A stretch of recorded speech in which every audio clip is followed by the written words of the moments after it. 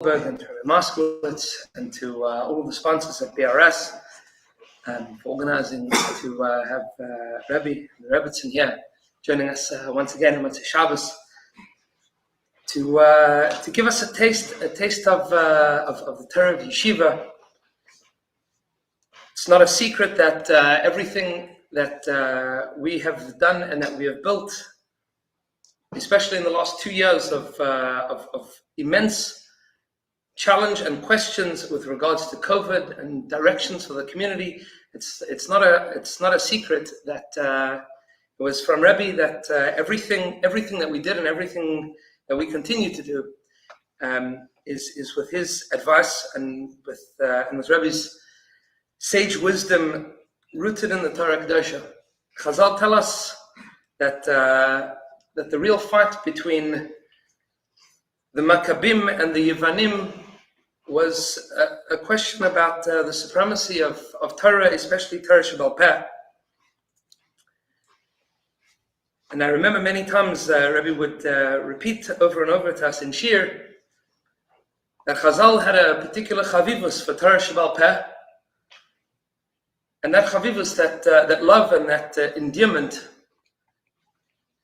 of Torah, and especially the Torah of the Masorah of Torah Shebal Peh, is the wellspring from which we still continue to enjoy Rebbe's wisdom. So a big yishar koach and a big thank you to Rebbe and the Rebbetzin later on Motzei Shabbos, after a full Shabbos of speaking countless times and inspiring hundreds and hundreds of people at BRS the Shabbos to be able to spend a little bit of time learning with us and teaching us this Motzei Shabbos. So I'll ask everybody just to rise and welcome Rebbe to our Kehillah. It's a tremendous chus to have you, Rebbe. And if we could ask a few shilas that are on people's minds. So the official title of the conversation this evening is questions and answers on how to raise a Jewish family and build a Jewish home. Baruch Hashem, we have a growing community and a lot of young families. And for many of the families in our community, this is the first time that they've been members of a shul, raising families and building families for the very first time. And a lot of questions come up with regards to Chinuch and Shalom Bayis, and a couple of the Chavra sent in some questions. So I suppose we begin with, at what age is it appropriate, or should we be insisting on different aspects of Chinuch? Wearing yarmulkes for boys and saying brachas, and davening, benching, and sneers for girls. We know that by bar and bas mitzvah, everybody has to get it right by then. But at what stage do we begin insisting or introducing, and what are the guidelines? The Mishnah quotes a dispute between Beis Shammai and Beis Hillel. What age? So Beis Shammai were much more machmir than Beis Hillel. The Mishnah lists off a few rare cases where Beis Hillel was more machmir, but usually Beis Shammai was more machmir. So the Beis Shammai held that even a little baby you have to see the baby should sleep in the sukkah, even though the child was just born a week ago. And while the regel zayin, even if the child can't walk, the father has to hold him on the shoulders and take him to visit the Azorah, Pesach, Shavuos, and Sukkot, and so on. And we don't accept Beis Shammai's opinion. We say, like Beis Hillel, there is no one age for all of the mitzvahs. Whenever the child is old enough to physically do the mitzvah bishlei musa. So take, for example, my children, we have 9 children. So when they used to be little babies, so they all wanted to shake the lulav. The lulav in the esrog was so heavy they couldn't even pick it up. There's no chiyuv chinuch, there's no mitzvah chinuch, till the child is able physically to hold up the lulav in the esrog on his own and to shake it in all the different directions. Even though the shaking of the lulav, the nanuin, is not miyakev, you're in fulfillment of the mitzvah without it, but that's a mitzvah shelo b'shlei musa. The only time you're obligated to be mechanech the child is when you're physically able to fulfill the mitzvah b'shlei musa. So let's say, for example, tefillin. Strictly speaking, a child should really be trained to put on tefillin about the age of 8, when he has a clean body and he knows how to be careful with the tefillin, not to run into the bathroom with the tefillin on, and not to go to sleep with the tefillin on. In the days of the Gemara, they wore tefillin all day long. He knows how to be respectful of the tefillin. We have a minig that the Gemara has there's a din tefillin needs a guf naki. Guf naki means physical, and one should have pure thoughts also. So we have cut down on the wearing of tefillin even by the adults to the bare minimum. Days of the Gemara, they wore tefillin all day long. Many in Shulchan Aruch assume that's the biblical din deraisa. Supposed to wear tefillin all day long. So we cut down on that. We only wear tefillin when we daven. And usually we encourage women to volunteer to fulfill mitzvahs such as Agmar Grama. The women listen to Tkiyas, Shaifer, the women shake a lulav. But tefillin we don't recommend because since they're not mechuyev, we're afraid everybody has an issue with guf naki. So and Evet Kanaini also. Evet Kanaini, we don't allow an Evet Kanaini to put on tefillin. Evet Kanaini is potter from the mitzvahs that the women are potter from, so we don't recommend. So we cut back even on the 8-year-old children. And many had the minig in Shulchan Aruch, you don't put on tefillin until after you're 13, literally. Others have the minig, you put on tefillin a month before. The month before is probably for the following reason. This year is a Shana Muberes, there's an Adar Rishon and an Adar Sheni. So if a child was born in a year with only one Adar, and then he becomes bar mitzvah in a year with the two others, so there's a big machlokes. When does it become bar mitzvah, Adar Rishon or Adar Sheni?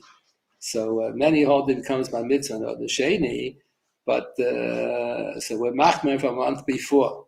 So that's why many have the minig. You always say you should put on tefillin a month before, even if it was born in Nisan, it wasn't born in Adar. We always recommend, but by the real Svardim, they would put on tefillin from the age of 8 on.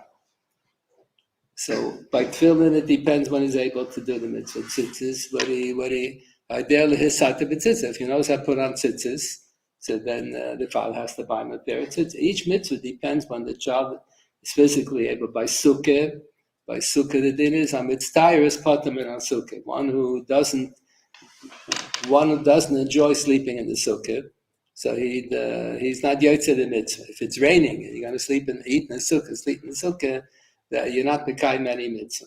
So if it's a young baby who's going to wake up in the middle of the night, he's going to scream for his mommy, and he's not going to fall back asleep. Sometimes all the children also scream mommy, mommy, but then they fall asleep later on. But if he's such a young child, he's going to wake up in the middle of the night, scream for his mother. Mother's not sleeping in the sukkah. Mother's in the house. So then he's not chayiv in the sukkah. But once the child is old enough that if he wakes up in the middle of the night, screams, mommy, mommy, the mother doesn't come, so go to the bathroom on his own and go back to sleep, then he is chayiv in sukkah. Each mitzvah depends on when the child is able to fulfill the mitzvah in the proper form. When the child, if you have to keep on chasing after him, put on the yarmulke, so he's not ready for it yet. If he understands, you want him to wear a yarmulke all day long, and you're not giving him a hard time, he's not giving you a hard time. So you mechanech him to wear a yarmulke. You want to know how old does a girl have to be dressed properly tzniusdik. So the Mishnah Brura has a very big chumrah from the age of 3 on. And the Chazon Ish is usually known as a big machmer, says we don't accept that Mishnah Brura. A little girl 3 years old doesn't look feminine, she's not enticing. When the girl starts to look a little feminine, older age, not from 3. Same thing, when do the girls have to sit in the women's section in the shul? To what age can they sit next to the father? So if the girl she looks like a little baby, so then even if she's 6, 7 years old, she can sit next to the father. But when she starts to look feminine already, she looks like a young lady, so then more correct, she should sit in the women's section. Each mitzvah has its own zman, whenever the child is able to fulfill the mitzvah in its entirety. Chinuch is an important mitzvah. Pasuk says, HaKadosh Baruch Hu loved Avraham Avinu ki yadaitiv, I love him, because Lamana she'itzabeh is ban of his Pesach, l'lech is b'derech Hashem, because HaKadosh Baruch Hu says, I love Avraham Avinu because he is mechanech his children to do the mitzvahs properly. Some parents have the feeling to let the child choose whatever he wants. He wants to be religious, doesn't want to be religious, wants to be chassidish. What do you mean? The Jewish way is you do like Avraham Avinu. HaKadosh Baruch Hu says he loves Avraham Avinu because he's mechanech his children. You don't give the child the choice. They want to keep the mitzvahs. You don't harass him. You have to show the child that the mitzvahs are pleasant. That's what they used to. Years ago, many of the Jews who moved to America had a difficulty making a living because they didn't want to work on Shabbos. So there would be a lot of times they would be fired. They wouldn't come in on Shabbos, and then they would be fired the next week. They had to come in all 7 days to work. So many of the Jews at that time would always emphasize by their children how difficult it is to be a Shomer Shabbos. So the children grew up. It's difficult to be an observant Jew, so they don't want the whole thing. What do we need the whole thing? So Moshe Feinstein said that's a very bad way. You should never say that in front of your children. It's difficult to be observant. You have to show them how pleasant it is, and that it's not that difficult, and it's meaningful, and it's sweet, and it's a lot of fun. You have to show people that the Jewish way is a pleasant way. In fact, the Gemara quotes the pasuk, Shalom. Sometimes if it's unclear what pshat in the pasuk is, so that's considered one of the Minhagim Shatar and Dreshes Behem. We understand the pasuk that it must mean the pleasant way, not the unpleasant way. Sometimes that's considered a Minhagim Shatar and Dreshes Behem. Thank you, Rabbi. Baruch Hashem, we've had a lot of babies that have been born in the community in the last couple of months. Sometimes it comes up that the husband and wife have a difference of opinion as to what to name the baby and after whom to name the baby. Could Rabbi give us some insight as to who takes precedence and how to make those decisions? We had 9 babies. My wife carried all the 9 babies for 9 months. So I gave her the schus to name all. In her family, everybody has 2 names. So each one of my 9 children has 2 names. In my family, everybody only has 1 name. But my wife gave all the names fine. Officially, in today's Sedra, the Lubavitcher Rebbe has, after he passed away, they took there are many letters that people got from the Lubavitcher Rebbe, so they took a collection of those letters. He has like halacha l'maaseh topics. So they have 4 volumes. It's like Shadas and Shuvas on the Lubavitcher Rebbe. So he has one letter about naming children. So he says, based on the pasuk in today's Seder, it says that Yehuda had 3 sons, Er, Oinon, and Shelah. So it says when the first child was born, Vayikra Shmo Er, the father gave the name. When the second baby was born, the mother gave the name. When the third baby was born, the father should have given the name. You should alternate. The first baby, the father gives the name. Second baby, the mother. The third baby should be the father gives the name. But it says in the Chumash, when the third child was born, the mother gave the name, also, because the husband was out of town. So that's what the Bali Atosis write on Chumash. That's what the last Lubavitcher Rebbe writes, that you see from the Das Kenim and Bali Atosis, that the first baby, the father has the right to give the name, next baby, the mother, and you alternate. Okay. Others say not so at all. Rav Soloveitchik used to say that he was named after his great-grandfather. Rabbi Yoshe Ber was the father of Rab Chaim Soloveitchik. So he would say he was the first child in his family, and he was named after his father's grandfather. So what's the kasha? So the students would say, what's the kasha? What's the question? So no, he wanted us to ask the kasha because we all know that the mother has the right to give the name on the first baby. I never heard of it.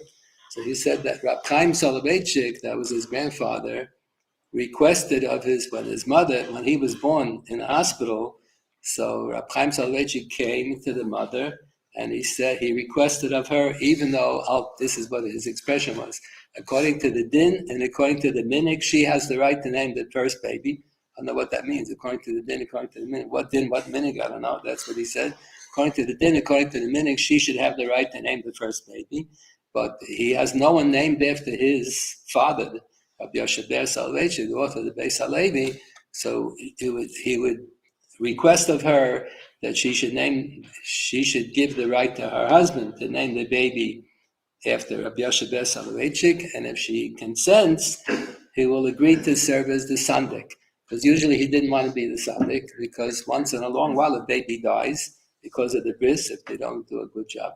And then the sandik is partially responsible for the murder of the baby. Reb Chaim never wanted to be the sandik.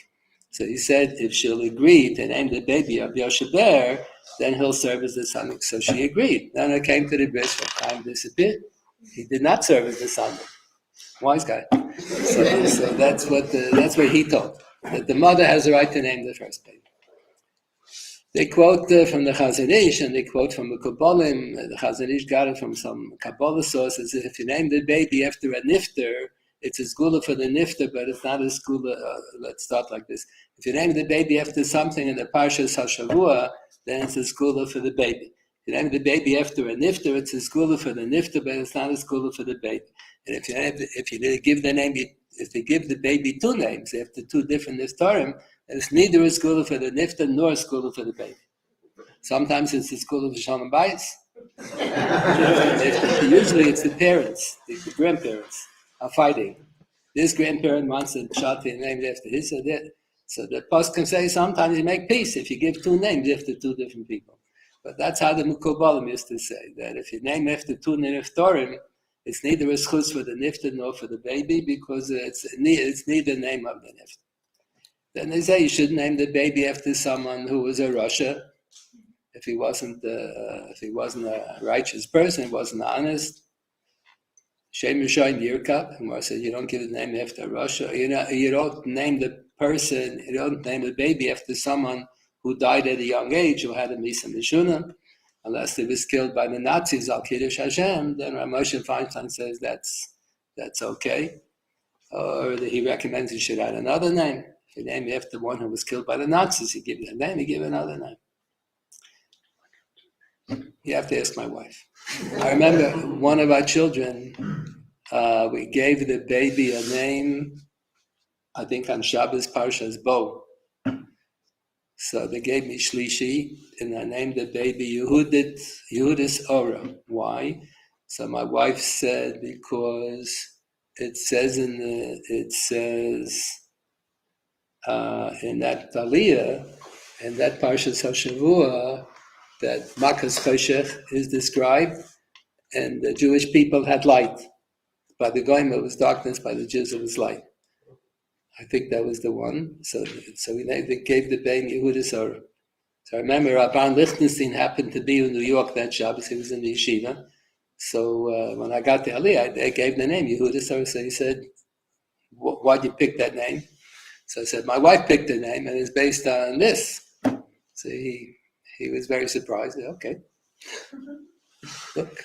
Women have their own way of deciding. You should have told him to listen to the parsha. Based on the parsha, Shai. The school for the baby. It's based on the parsha. Rabbi Zvulun Chalab was named after his grandfather. Yaakov Moshe Chalab's father was Zvulun Chalab. But he says they wouldn't have given the name Zvulun if not for the fact that it appeared in the parsha. Happens that the name Zvulun appears every so often in the Chumash, many times in the Chumash. So he said if it wouldn't have appeared in the parsha, they wouldn't have given the name Zvulun, but it picked a name based on the parsha. Whatever you name, whatever you pick, all the names are good. I'll tell them about Shmuel and Shmuel, the fight between the two parents. Yeah, in Yiddish folklore, they tell the story that the father and the mother were fighting. Each one wanted the baby to be named after their parents, whatever. So they came to the Rav, and the Rav had a pasuk in the Shayla. So he says he wants to name the baby. They said, "What's your father's name? Shmuel. What's your father's name? Shmuel." So what are you fighting about? No, I want the baby to be named Shmuel after my father. She wants that. So he asked, "What did your father do?" So he says his father used to steal horses. What did her father do? Her father was a counterfeiter. So the Rav said, "Meanwhile, the baby's name is Shmuel, and we'll see when he grows up. If he turns out to be a horse thief, be named after your father. If he turns out to be a counterfeiter, be named after your father." That's in Yiddish folklore. Or they have in Yiddish folklore, where does the name Shneir come from? That the father and the mother were fighting what to name the baby. So what did the fight? He wanted to name the baby Meir after his father. She wanted to name the baby Meir after her father. So he said, we're going to call the baby Shneor, Sneimolor, twice or. Right? That's where that name came from, Shneir, twice or. Because the parents were fighting the same name, but it should be named after his father, her father. A lot of stories in Yiddish folklore about names. Thank you, Rabbi. A question that comes up and sometimes makes people uncomfortable is going to in-laws and hosting in-laws for extended periods of time, for Yom Tovim. in making those decisions. His parents want the young couple to come to them for Yantif, and her parents want the couple to come to them for Yantif. And sometimes this develops tension. Could we speak to the propriety of how to make those decisions? You alternate. You have to alternate. When we first got married, so we alternated. One place that we visited by my parents, one place we visited by the in-laws. In the days of the Beis Hamikdash, the Gemara says, the first yontif of the Shalosh Regalim, the girl would go visit by her parents, I think. The couple would go visit by her parents to let the parents know how happy she is, that she's happily married. Then they would alternate every other yontif. They would go to her parents every other, they go to his parents. They have to make up shora. So we used to visit by our parents until we had the fifth baby, I think. Then it was too difficult. Nobody wanted us. Then we had to make Siddurim on our own. We had to make yontif on our own. Baruch Hashem, people are traveling again a little bit and are taking vacations. How important is it to make sure that when going on vacation that there is a Minion? And does that depend on whether or not children are of Chinuch age or younger than Chinuch age?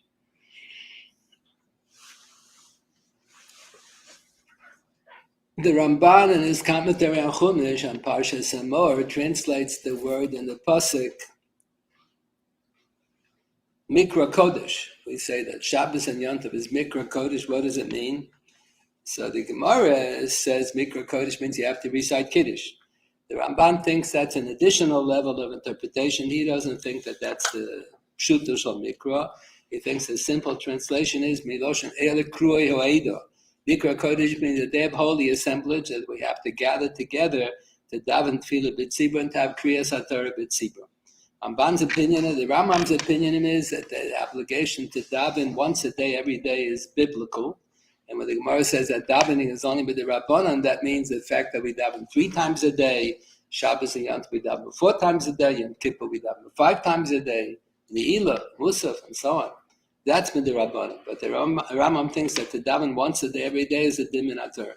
Ramban thinks that it's only a dimin haTorah when you have a pandemic, or you have a natural catastrophe.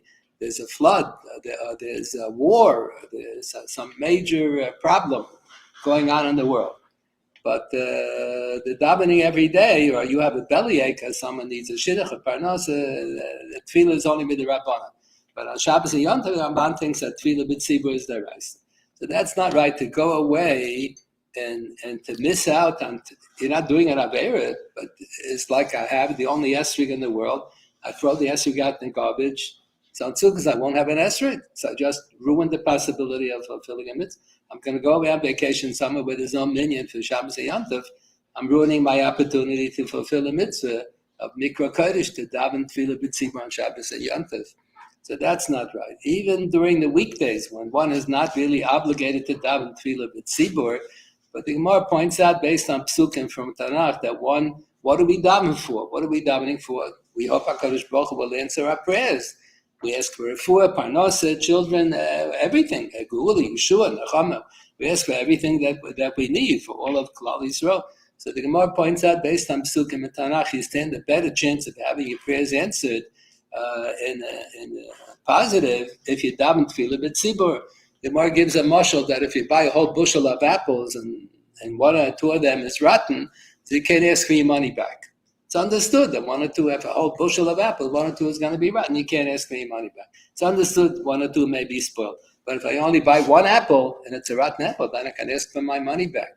So maybe you're davening, maybe you're the rotten apple, maybe your tefillah is not worthy of being accepted. But if you daven tefillah b'tzibur, you're 1 apple in the whole bushel. Even if you're the rotten apple, HaKadosh Baruch Hu will accept your tefillah. So the Gemara says it's highly recommended. You're not an absolute obligation. Highly recommended to daven tefillah b'tzibur every day, 3 times a day, because the whole purpose of davening, HaKadosh Baruch Hu should answer your prayers in the affirmative, and you stand a better chance of having the prayers accepted if you daven tefillah b'tzibur. It depends how exhausted the person is. If a person has such a taxing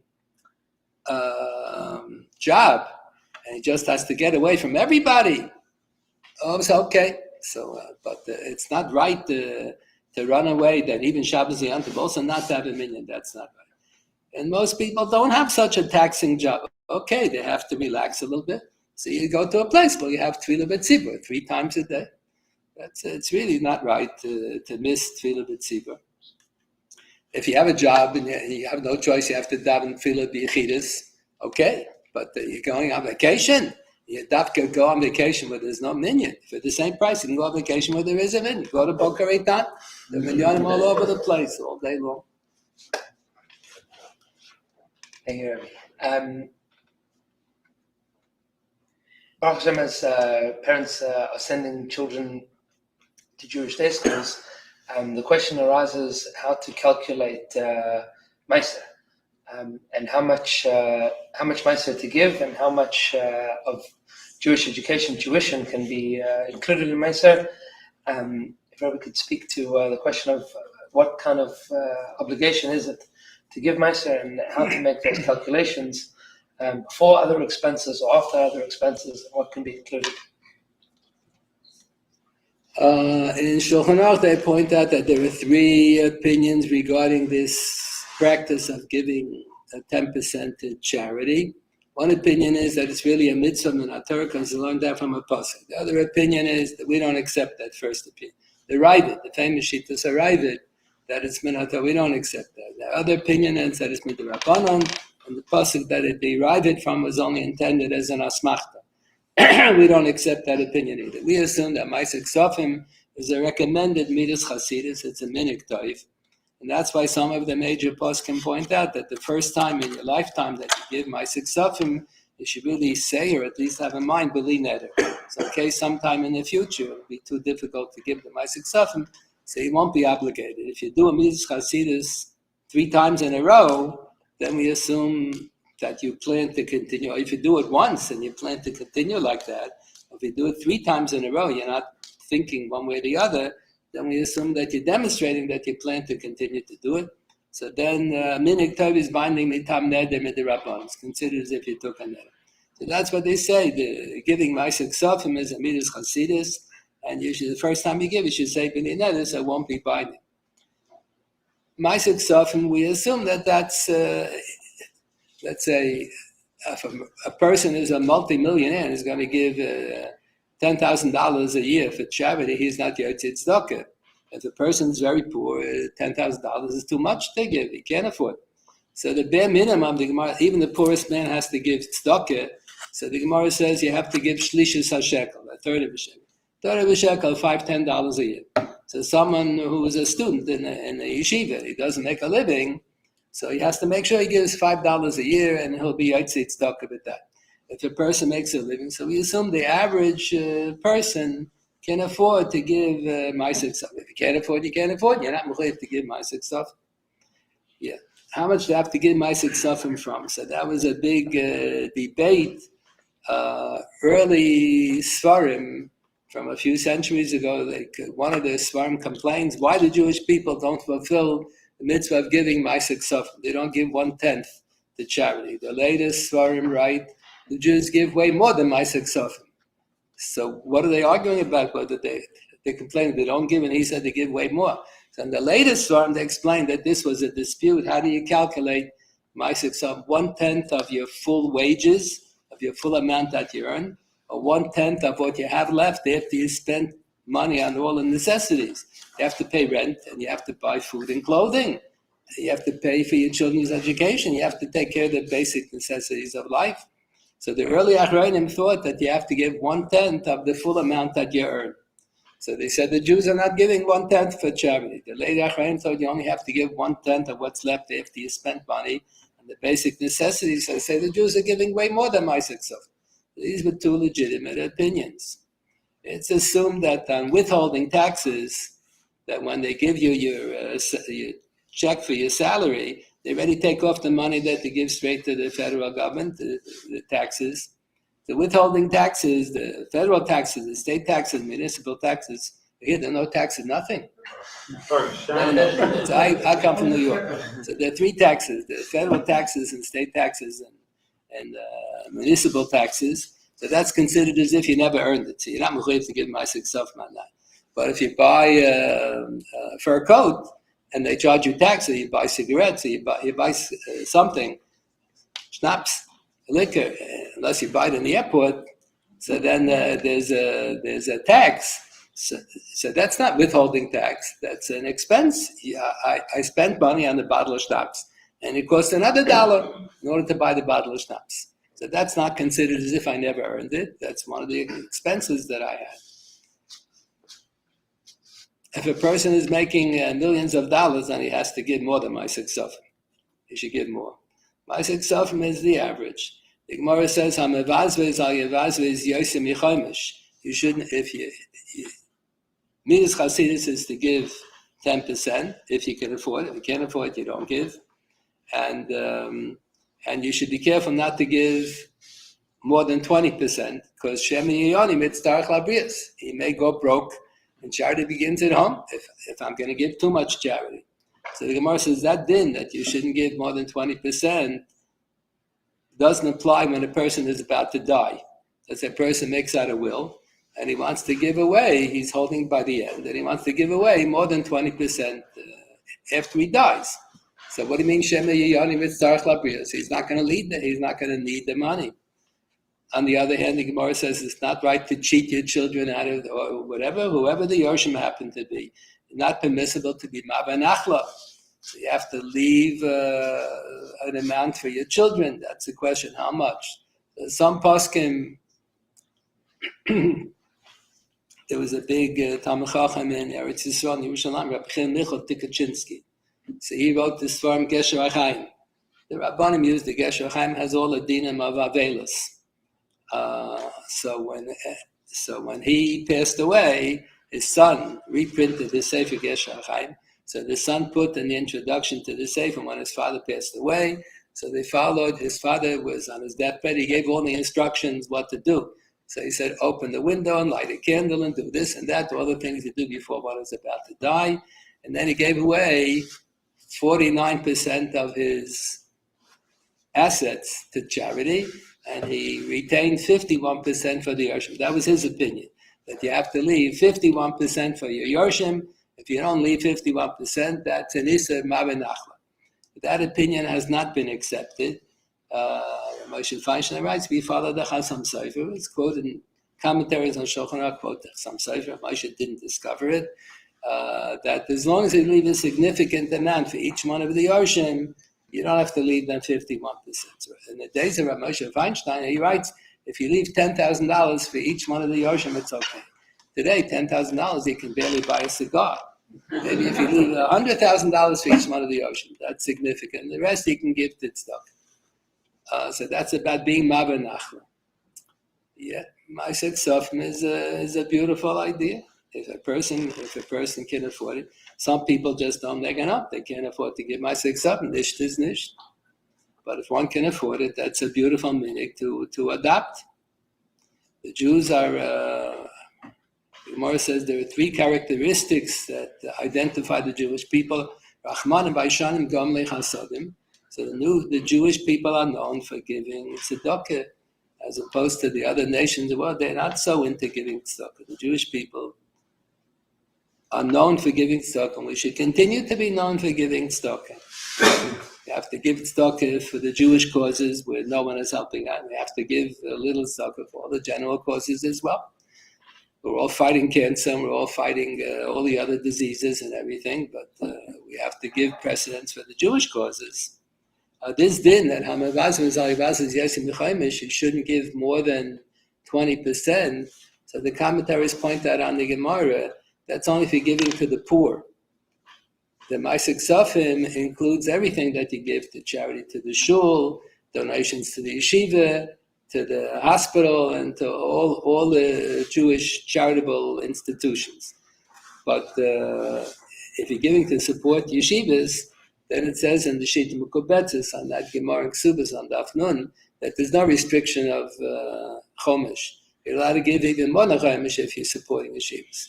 So most of the charity that I give is to support yeshivas, and I give way more than 20%. And I still have money saved away. I have my savings, and I give more than Chaim. I just don't waste my money. I don't waste my money. A lot of people just know how to waste money. I don't wear rags, but I don't wear the most expensive clothing. We go on vacation every summer, and we don't exaggerate anything. Thank you, Rabbi. Could Rabbi speak to the question of which tzedakahs to prioritize? Which tzedakahs to prioritize? Rav Moshe Feinstein always used to speak at the Aguda conventions every year. They used to have a convention Thanksgiving weekend. The OU used to have the Thanksgiving weekend every other year. The Aguda used to have every year. So Moshe Feinstein always spoke at the Aguda convention. So at one convention he said that they asked me, Shilas, how do you name a baby girl after a grandfather? How do you name a baby boy after a grandmother? How do you convert a female name to a male name? They ask him stupid Shilas. So he has to work on those Shilas. He says, no one asked me important Shilas, like how to prioritize your tzedakah. So he sat down, and then right away he said, I only write shuvas if the people ask me Shilas. They don't ask me Shilas, I don't write. So somebody walked over and he asked, how do you prioritize your tzedakah money? So he said, I'll write a tshuva. So he wrote a tshuva. So I think he says you should give 2/3 to supporting Torah and 1/3 to the poor. Look, it's there are a lot of priorities in Shulchan Aruch they have. If you have close members of the family who are needy, you should give up until 2/3 to the close members of the family and 1/3 for the rest of the world. If in your immediate family have distant cousins, that's not. If it's close relatives, and then if all of the relatives are taken care of, then Aniyah Ircha take precedent. What do you mean Aniyah Ircha? I live in New York City. New York City is a big city. Aniyah Ircha means the Aniyim that I bump into, the people in my neighborhood who are Aniyim. I don't know who they are. Or the mikveh that my wife uses, or the shul where I daven, or the yeshiva where my children learn, or my sons-in-law learn, or my grandchildren learn. It's tzedakah organizations that I have a shaykhs with. That's Aniyah Yircha. So I have a lot of grandchildren there and a lot of yeshivas all over the world. So that's Aniyah Yircha. So you should give up until whatever is left after you gave to the Aniyim and the family. So you should give 2/3 to Aniyah Yircha. And 1/3 for the rest of the world. And then if you have money left to distribute, so then Aniyah Eretz Yisrael take precedence. And the Aniyah Eretz Yisrael, Aniyah Yerushalayim take precedence over the Aniyim and the rest of Eretz Yisrael. And then the Jews from Australia or the Gateshead Yeshiva, that's the last. They're not Aniyah Yercha. I don't have any grandchildren learning there in Gateshead, not in Australia. So they come last. They get the last bit. We should act as if it says in Pirkei Avos, Ten la mishalo, shatov v'shalcho shalohu. When we give money to charity, we should have the attitude as if we're gaboim, as if we're gizborim on someone else's money. Ten la mishalo. We should give God back His own money. Shatov v'shalcho shalohu. You, with your whole chachma, with your whole talent to earn money, the chachma was given to you min hashamayim. So the Rebbeinu Shalom owns you, and he owns all of your money. So you're only a gizber, you're only a gabbai on his money. So you should follow the guidelines that he gives you. So the Shulchan Aruch gives all of these guidelines. First, Aniyah HaMishpacha take precedence up until 2/3. Then Aniyah Yircha, then Aniyah Yerushalayim, then Aniyah Eretz Yisrael, then Aniyah Yishar Ha'olam Kulam. The Chafetz Chaim points out there's a contradiction between two passages in the Rambam. One is in the Rambam Sefer Mishnah Torah, and one is in his commentary on the Mishnayos. One place the Rambam says you should give 1/10 for tithe, give 1/10 for tzedakah, but you should be careful if you want to give more than 1/10, you shouldn't give more than 20%. The other place the Rambam recommends l'chatchila you should give 20%. So it's a clear-cut, outright contradiction. Do we recommend l'chatchila to give 20% or 10% we recommend, and you shouldn't give more than 20%. So the Chafetz Chaim says he thinks that the answer is very simple.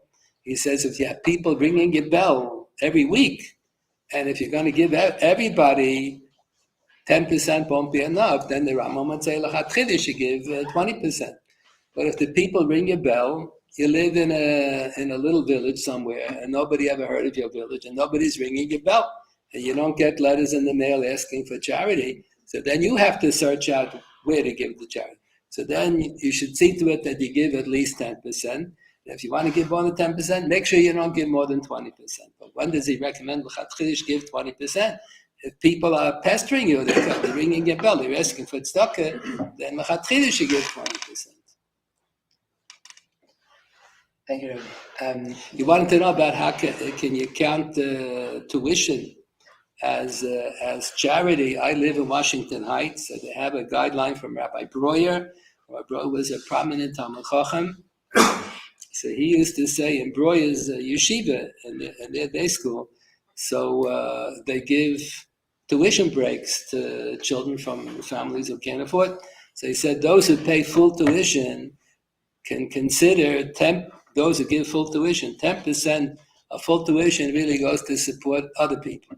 So if all you pay is 90% of the tuition, all the money really goes for educating your child. If you pay full tuition, so you can count 10% of that as Ma'aseh Ksafim because it's going to educate someone else. Legally, you can't take it off on American taxes. You can't take that off as a donation because that's tuition. But he said as far as Ma'aseh Ksafim is concerned, those who give, hardly anybody, I never gave full tuition. When our children went to, we have all the 9 children, we live right across the street from Breuer's. Our children rolled out of bed and they rolled into Breuer's yeshiva. They all went to school there. So it was a wonderful education, and we never paid full tuition. They never gave us a hard time. All of our children are married already. They have their own children. They said they live in Aberkan for Saaretz.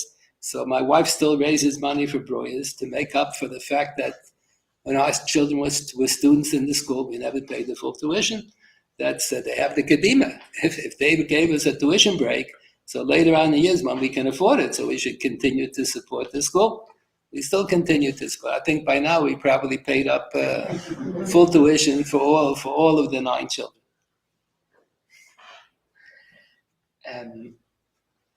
Maybe one last question. Baruch Hashem, today there's in our communities there's a lot of people that come from a lot of different backgrounds. We have Ashkenazim and Sfaradim and Hasidim, and sometimes people like to share Minhagim.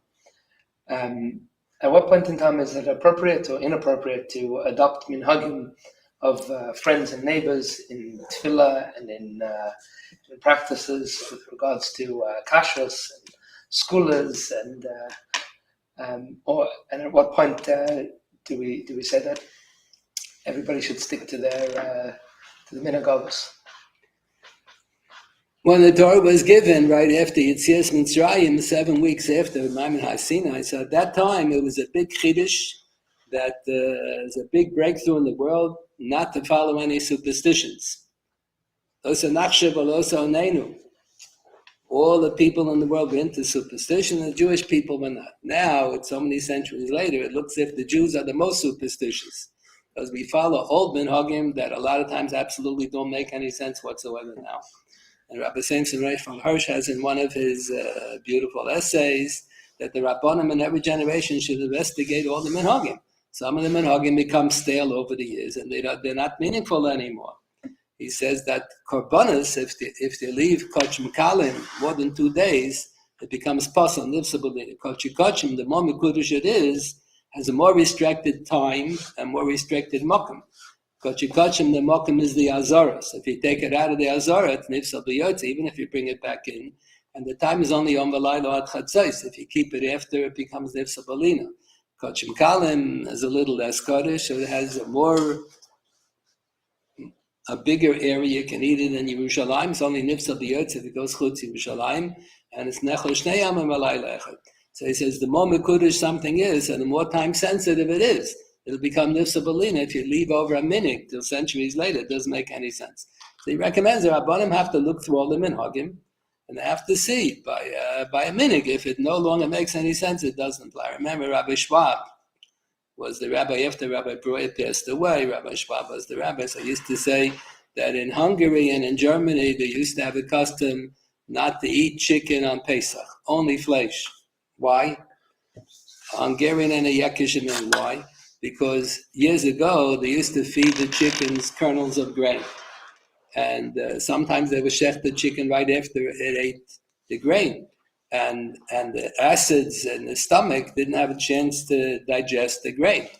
And then after they would shecht the chicken, they would cook the whole chicken with the stomach. We don't cook the chicken with the stomach anymore.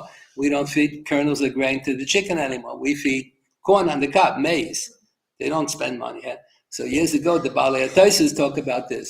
You cook the chicken for Pesach, and then you start looking at the chicken, you're about to eat it, and you find that there was a full kernel of grain that was cooked in burning hot water, and it became chametz. And chametz on Pesach is not batal b'shishim. You got a headache.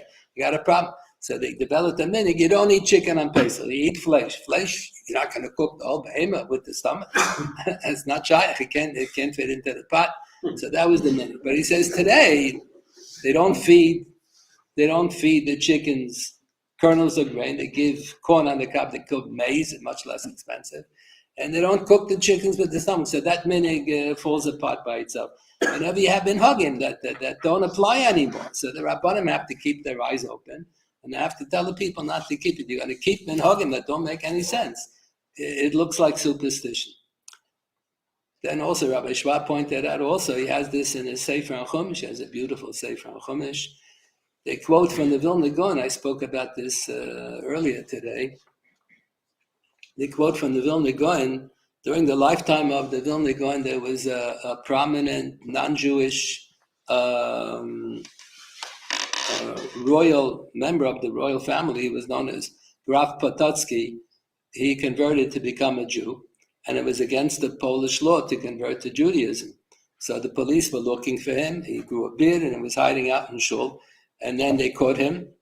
One of the Jewish children didn't realize that the goyim were looking for him, so he identified who he was. So they arrested him, and they gave him a choice. If they don't want him, if he doesn't want to lose his life, he has to renounce Judaism. He refused to renounce Judaism, refused to go back to become a Christian. So they burnt him alive. They burnt him at the stake. And his ashes were buried next to the Vilna Gaon. So the Vilna Gaon is quoted as having said that in Shulchan Aruch they quote a passage from the Zohar that when you wake up in the morning, you have to wash Netilas Yadayim near the bed. A lot of Hasidim still have the practice to have a bowl with a cup of water, because if you walk 4 amas away from your bed before you wash Netilas Yadayim, a Ruach Ra will attack you. So the Vilna Gaon said, now that the Ger Tzedek was killed of Kiddush Hashem, that Ruach Ra doesn't exist anymore. Rabbi Schwab elaborates on this. He doesn't quote that. He develops the whole thing without quoting that from the Vilna Gaon. He just says, in every generation, Jews lose their lives al Kiddush Hashem. And we just had the Holocaust, where the Germans recorded that there were 6 million. There's 6 million that they kept records of. I was born in the middle of the war. I remember after I said 9 million Jews were killed. The Germans kept records of 6 million. There are more than 6 million. And Stalin killed more people. More Jews than Hitler killed. So every generation, when there's more Kiddush Hashem, so more Ruchas Rois disappear from the world. So we don't have Ruchas Rois. We don't have so many Ruchas Rois. You don't have to worry about all those Ruchas Rois today. So a lot of the Menhoggim, the Rabbanim should keep their eyes open. A lot of the Menhoggim should not be observed. What were we talking about, though? I forgot about what you asked. Adopting Minhagim from adopting Minhagim, yeah. The Rabbanim have to investigate whether it's a lot of Minhagim Asheki. You have to observe Minhagim if they have the approval of the Rabbanim. It says in Shulchan Aruch there's a minhag to clap Haman. When the Balkar reads the Megillah, they make noise. They make noise, you're going to miss a couple of words. So the Ramah says we should observe the minhag of making noise because it had rabbinic approval, and you should be careful not to miss up on the words. And if you missed a couple of words, you have to read what you missed from the printed Siddur, from the printed Chumash. And the psukim have to go in order. But to say that something is a minhag, you're obligated to observe it, has to have the approval of Rabbanim. That's a Gemara. If it doesn't have the approval of the Rabbanim, then the minhag is not binding. Each community has their own minhagim. Sometimes it's a beautiful minhag. It's a nice idea to adopt from someone else, but you don't have to. You don't have to. Each community, HaKadosh Baruch appreciates variety. There's such a passage in the Zohar that when Yitzchak Avinu wanted to give the blessing to Esav, so he said, Aseli matamim, make a delicious meal for me with various courses in the meal. So the Zohar asks, what does he need various courses? Matamim. If he's hungry, he'll have another slice of meat. Still hungry, have another slice of meat. What do you need? The answer is that people enjoy variety.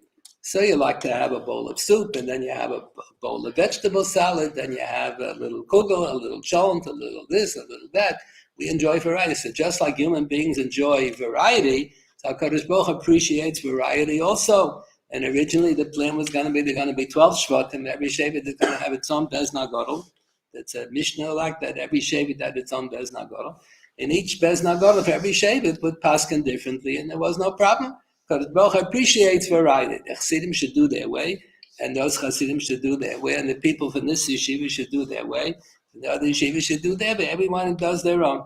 You don't have to have everybody do exactly the same. It's beautiful when people have different Minhagim.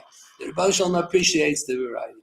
You have to be careful not to adopt Minhagim that are questionable. You should ask your local Orthodox rabbi which Minhagim to adopt from others and which not. Thank you so much, Rabbi. It's getting late, and it's a wonderful privilege to have Rabbi with us. And Hashem, we look forward to being able to have Rabbi and Rebbetzin sometime again very soon. Very good. Thank you should you so all be much. blessed with a lot of children. You should have all these issues, these problems. The Gemara says one of the Rabbanim went for a bracha to another Rav. So he gave him a bracha. You should always have crying in your home. You should have broken things. You should have a lot of young children. They should make a lot of noise. You should break all the dishes. That's the joys that you have when you're married. You have a lot of babies. I davened in the big shul today. It was beautiful. You had people older than me have little babies there. And everybody davening together. Some of the men had long jackets. Some of the men had no jackets. Some of the men had short jackets. And everybody davens together peacefully. Beautiful. That's the way it should be for many years to come. Should all have nachas from all of your children and grandchildren. We just celebrated the marriage of a fourth grandchild of ours. We have 3 great-grandchildren already. You should all be blessed with grandchildren and great-grandchildren for many years to come. Thank you so much. Okay, good tavach.